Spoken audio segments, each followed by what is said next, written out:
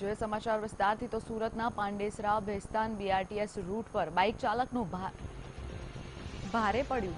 Bike ચાલક સહિત એક રાહદારીનું મોત થઈ ગયું છે. આ અકસ્માત પાંડેસરા અને ભેસ્તાન બીઆરટીએસ રૂટ પર થયો છે. બીઆરટીએસ રૂટ આમ તો સામાન્ય વાહન ચાલકો માટે પ્રતિબંધિત હોય છે, તેમ છતાં વાહન ચાલકો બેફામ રીતે તેમના વાહન આ રૂટ પર ચલાવતા હોવાથી આવા અકસ્માત અનેક વાર થતા રહે છે. આ અકસ્માતમાં બાઇક પર સવાર 3 યુવકો સહિત રાહદારીનું ઘટના સ્થળે જ મોત નીપજ્યું છે.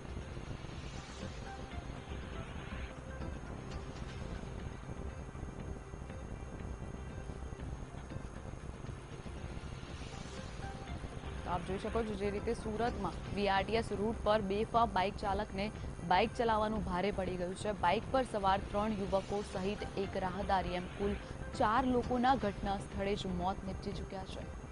આ અંગે ઘટના સ્થળે પોલીસ પહોંચી વધુ તપાસ હાથ ધરી છે. બીઆરટીએસ રૂટ પર સામાન્ય વાહન ચલાવવાનું પ્રતિબંધ હોવા છતાં પણ લોકો બીઆરટીએસ રૂટમાં બેફામ રીતે બાઇક ચલાવતા નજરે પડે છે.